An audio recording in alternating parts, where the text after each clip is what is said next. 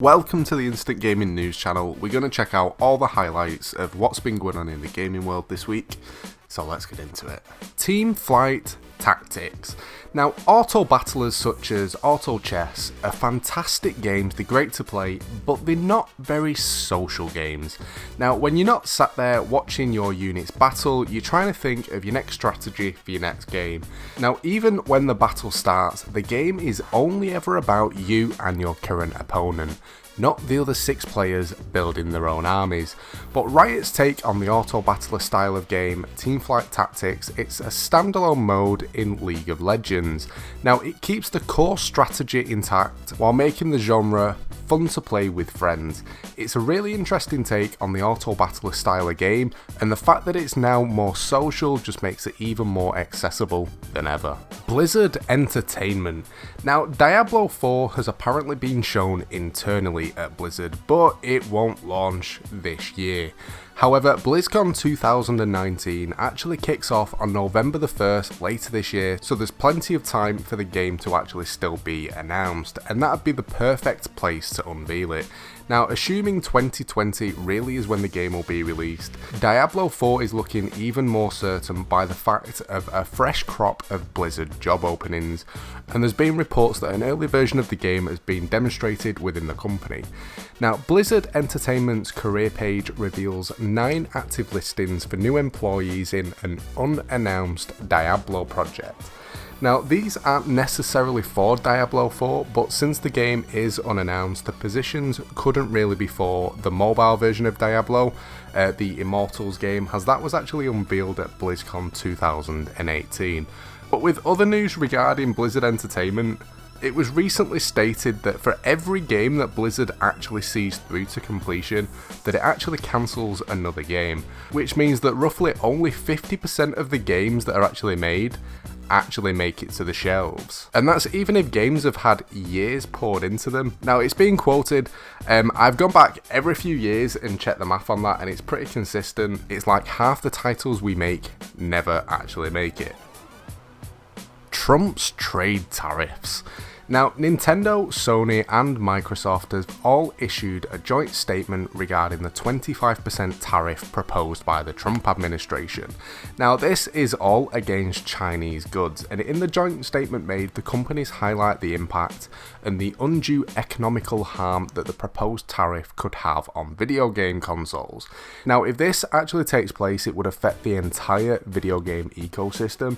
Now, it goes on to state that because consoles are specialized products with a complex supply chain, in 2018, over 96% of video game consoles imported into the US were actually made in China.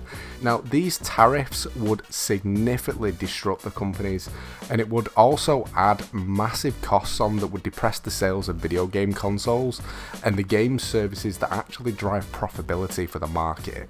Now, it's really scary that the idea of paying an extra 25% for a console, especially with new consoles being due out in the next sort of year or two, imagine the price of them going up by 25%, that is scary.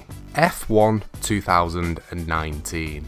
Now, the new F1 series teaches you why the game is fun, even if you don't actually know the sport.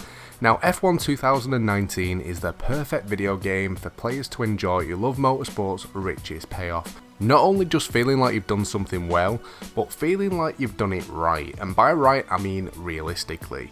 Now, I don't just mean accurate track layouts or impressive complex vehicle physics.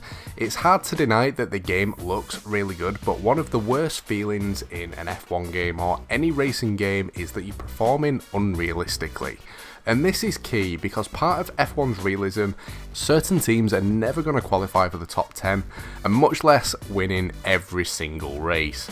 And that's where it's intriguing with the career mode in the game, is the long game. Developing and building up a car and playing through multiple seasons just to try and get on that podium place is so much fun and more rewarding than simply lapping every opponent and winning every race with the slowest car in the game.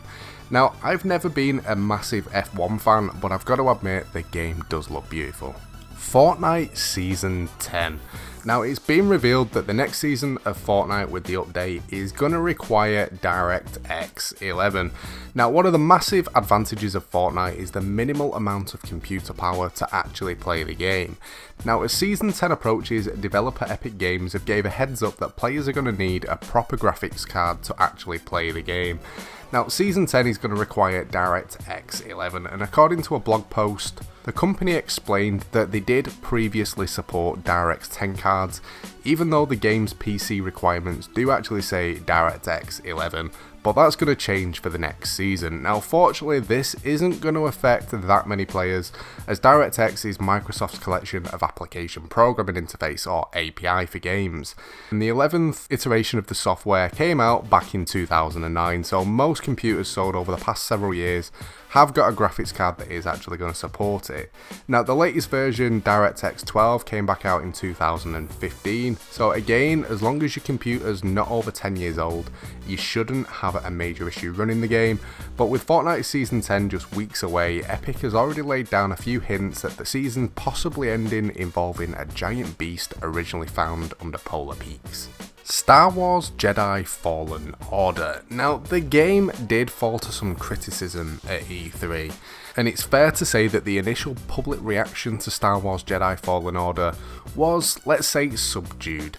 Now, in response to the 15 minutes of gameplay that was shown by EA Play, fans said they felt underwhelmed by the combat system. They expressed disappointment in what they considered to be bland and linear gameplay. Now, to add confusion to it all, journalists were actually shown an extended version of the demo later on EA Play, which also displayed a cinematic scene, a brief look at skill trees, alternate paths, and additional combat combinations that can be produced by mastering special combat abilities.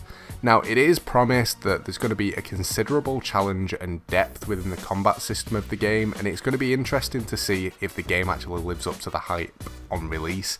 Now, being a Star Wars fan, I think it's going to be one of them games that people are going to play and enjoy anyway, but hopefully the game is as awesome as we want it to be.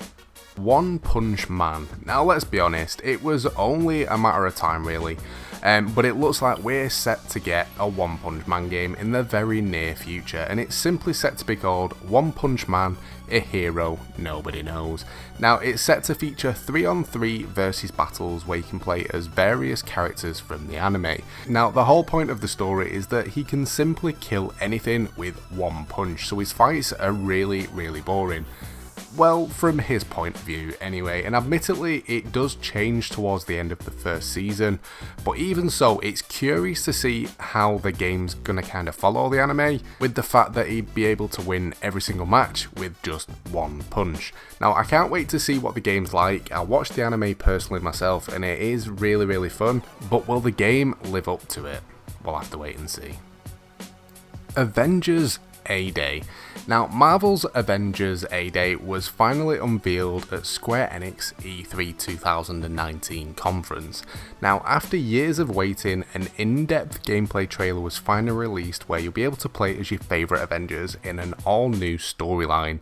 Now, the game's set to feature a bunch of incredible all-star villains, and Marvel Avengers begins at A-Day, where Captain America, Iron Man, the Hulk, Black Widow and Thor are unveiled at a high-tech Avengers headquarters in San Francisco, and also included a reveal of their very own helicarrier powered by an experimental energy source. The celebration turns deadly when a catastrophic accident results in a massive devastation, and blamed for the tragedy, the Avengers disband.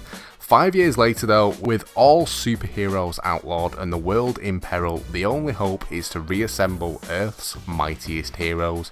Now, Marvel Entertainment and Square Enix are excited to unveil Marvel's Avengers in an epic action-adventure game that combines both cinematic storytelling along with single-player and co-op gameplay.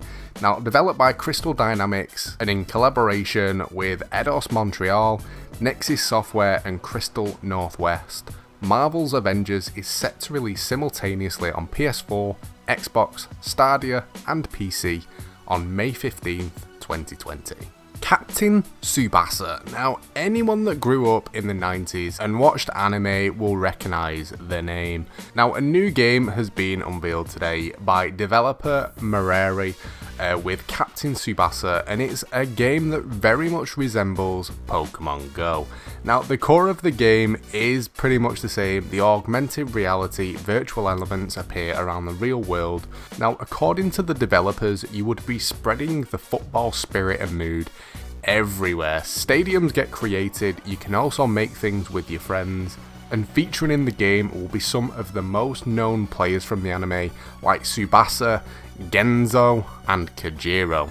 Now, the game has no exact release date. All we know at the moment it is set for release at some time in 2020. GOG Galaxy 2.0 beta. Now, the launcher of launchers, GOG Galaxy, is currently in closed beta. Now, in the latest version of GOG's own Steam-like client, it promises to let you pull all of those game launchers into one single interface, bringing all of your game collections together in one simple to use place. Now, at this point it does mostly succeed. While it's not fully feature complete yet, the core experience is refreshingly smooth. Connecting to other platforms is really easy simply by pressing the Connect Platforms option on the drop down menu. Then you get a selection of platforms divided into two sections: official and community. Now, for now, only GOG and Xbox Live are the official integrated ones, while Battle.net, Epic, Origin, PlayStation, Steam, and Uplay are all currently available in the community section. However, these integrations do all function very similar, allowing you to import games, and depending on what platform, game stats, achievements, and friend recommendations into the GOG's aspiring monolith. Now, this does look pretty cool. I mean, if you're a PC gamer, you'll know what it's like. You've either got your home screen plastered in little icons for every game, or you have to try and remember where you need to open it, whether it's through the Epic Store or the Steam Store or anywhere else. It can get a bit frustrating and a bit confusing, and something like this is just going to make things so much easier. But that's pretty much it for this week, guys. I hope you've enjoyed the video. If you have, a like would be awesome. Don't forget to subscribe and hit that notification bell. But thanks for watching, guys, and I'll catch you next time.